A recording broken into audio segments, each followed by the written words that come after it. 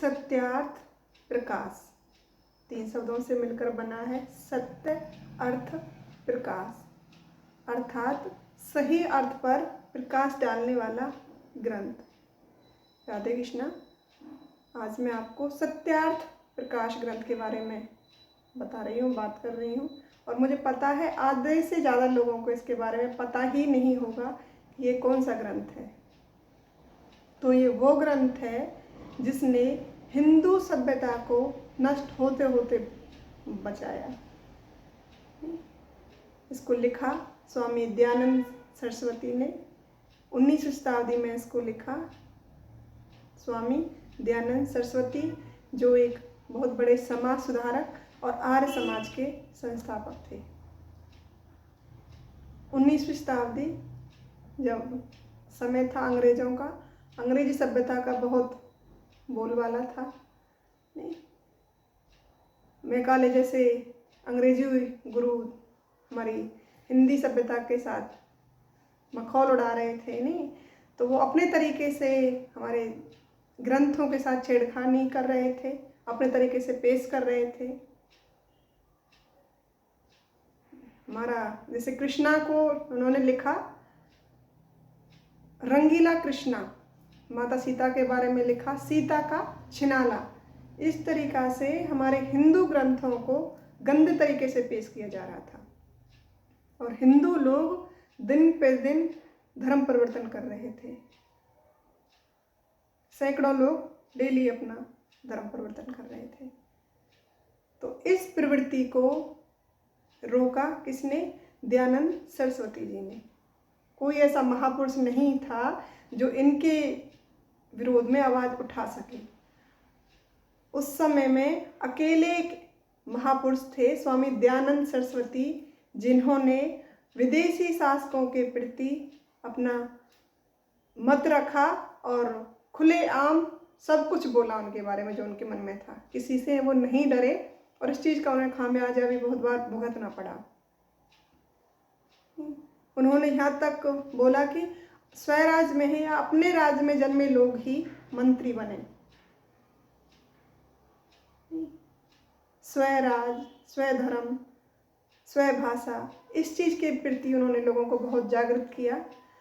और उस समय के बहुत सारे लोग फिर गुरुजी के सत्यार्थ ग्रंथ से बहुत प्रभावित हुए और अपने हिंदू धर्म को समझा। तो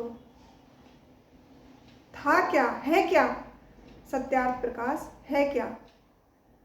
यह मूलतः एक दार्शनिक ग्रंथ है। इसमें सत्य को सत्य और मिथ्या को मिथ्या कहा गया है।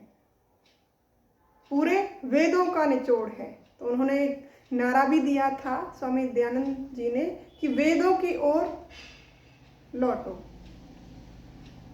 उन्होंने जो अंधविश्वास का खुलकर खंडन किया था, दूसरे धर्मों का खुलकर खंडन किया था, उन्होंने हिंदू धर्म, वेद पर बहुत ज़्यादा फोकस किया था। जैसे उन्होंने ओम, परमात्मा का उन्होंने बोला कि ओम ही परमात्मा का निज नाम है। जैसे ईश्वर अगर सर्वव्यापी है तो विष्णु है, कल्याणकारी है तो शिव है, नहीं, सबका भला करने वाला है, सबको उत्पादक करने वाला है तो गणपति है, और सब जगह सत्य है तो ब्रह्म है। और उन्होंने ये खुलकर बोला कि ईश्वर या परमात्मा का कोई रूप स्वरूप नहीं है, नहीं, ये हमारे सत्कर्म ही हमें पूजनीय और आदरणीय बनाते हैं। जैसे कि भगवान श्री कृष्ण और भगवान राम का उन्होंने नाम लिया कि उनके सत्कर्मों की वजह से ही वो आदरणीय हैं और पूजे जाते हैं। जैसे देव के बारे में उन्होंने बोला कि देव, देव का मतलब है देने वाला, जो बहुत कुछ दे और बहुत लोगों को दे। नहीं, जैसे सूर्य देव, तो देने वालों को उन्होंने देव का नाम दिया। और उन्होंने बोला कि परमात्मा सर्वव्यापी है, नहीं। और हमारे जैसे श्री कृष्ण ने बोला था कि कर्म मान है, तो कर्म पर ही इन्होंने फोकस डाला। और जैसे कि समाज में हमें किस तरीक़ा से रहना है, हमें अपने मूल्यों पर चलना है, बनाए गए नियमों पर चलना है, दूसरों के बहकावे में नहीं आना है। वेदों का निचोड़ ही सत्यार्थ प्रकाश में छिपा हुआ है।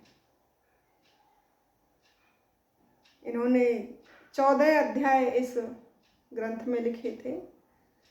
तो पहले अध्याय में इन्होंने ओंकार भगवानों का वर्णन किया है कि अनंत भगवानों में से इन्होंने भगवान के 108 नामों का वर्णन किया है। नहीं, दूसरे अध्याय में इन्होंने संतानों की देखरेख के बारे में बात करी है कि माता पिता ही, बताया है इन्होंने कि माता पिता ही सबसे बड़े गुरु हैं, नहीं। और माँ के ऊपर इन्होंने स्पेशल लिखा है, माता विद्यते यस्य स मातृमान, धन्य है वो माँ जो गर्भाधान से लेकर मृत्यु तक बच्चों को कुछ ना कुछ सिखाती है। तो माँ बाप को इन्होंने सबसे बड़ा गुरु बताया है।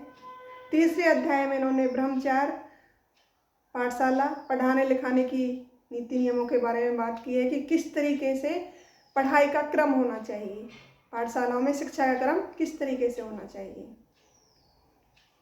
चौथे अध्याय में इन्होंने विवाह और गृहस्थ आश्रम के बारे में बात करी है कि किस प्रकार स्त्री और पुरुष एक अच्छे परिवार का निर्माण कर सकते हैं, किस प्रकार अच्छा परिवार चला सकते हैं। और पांचवें अध्याय में इन्होंने वानप्रस्थ और संन्यास आश्रम के बारे में बात करी है। इनके हिसाब से जब पढ़ते हैं तो उसमें लिखा है कम से कम इन्होंने 100 वर्ष की आयु उस समय की लोगों की निर्धारित करी थी। तो उसमें पहला ब्रह्मचार्य और दूसरा था वो गृहस्थ आश्रम, वानप्रस्थ और संन्यास आश्रम, 4 उसमें उन्होंने डिवाइड किया है कि गृहस्थ आश्रम के बाद वानप्रस्थ आश्रम और संन्यास आश्रम के बारे में उन्होंने बताया है। फिर राजधर्म, 6ठे अध्याय में राजधर्म के बारे में बात करी है कि एक राजा किस प्रकार का होना चाहिए और बिना राजा के कोई भी राज्य नहीं चल सकता है। एक अच्छा राज्य ही एक अच्छा राजा ही एक अच्छा राज्य बना सकता है, चला सकता है। 7वें अध्याय में इन्होंने वेद और ईश्वर के बारे में बात करी है कि ईश्वर और उनके गुणों का वर्णन किया कि कोई भी आत्मा हो, कोई भी जीव हो, हर किसी का एक ईश्वर में विश्वास है, परम विश्वास है। और उसी की डोर ना थमी हुई एक पॉजिटिव थिंकिंग जब हम आती है कि भाई कोई है, उस तरीक़ा से इन्होंने ईश्वर और वेद उपनिषदों के बारे में बात करी है। 8वें अध्याय में इन्होंने जगत की उत्पत्ति और प्रलय के बारे में बताया है कि उत्पत्ति है तो उसका प्रलय भी निश्चित है। 9वें अध्याय में विद्या और अविद्या के बारे में बताया है, मोक्ष की प्राप्ति के बारे में बताया है कि किस प्रकार किन कर्मों से हमें मोक्ष की प्राप्ति हो सकती है। 10वें अध्याय में इन्होंने आचार अनाचार के बारे में बात करी है कि हमें किस प्रकार रहना चाहिए, किस प्रकार हमारा व्यवहार होना चाहिए, कब हमें खाना खाना चाहिए, किस तरीका का खाना हमें खाना चाहिए। आचार व्यवहार, आचार अनाचार, किन लोगों से हमें दूर रहना चाहिए, ये 10वें अध्याय में इन्होंने लिखा है। और 11वें अध्याय में इन्होंने हिंदू धर्म में जो प्रचलित अंधविश्वास हैं उनका जोरदार खंडन किया है। मूर्ति पूजा के विरोध में थे कि ये इनका मानना था कि अगर मूर्ति पूजा हम करते तो उसी पे आश्रित हम रह जाते हैं, प्रसाद की तरफ हम नहीं बढ़ पाते हैं, इसलिए इन्होंने मूर्ति पूजा का खंडन किया था। इन्होंने बोला था कि वेदों में उपनिषदों में कहीं भी मूर्ति पूजा का वर्णन नहीं हुआ है। मन में आप रखो कि भाई भगवान है, ईश्वर है, और किसी का बुरा ना करो, नहीं, इनका यही मानना था। और 14 थे और 12वें और 13वें 14वें इसमें उन्होंने दूसरे जो धर्म हैं बौद्ध धर्म जैन धर्म उस समय में चले हुए थे, उसका खंडन किया है।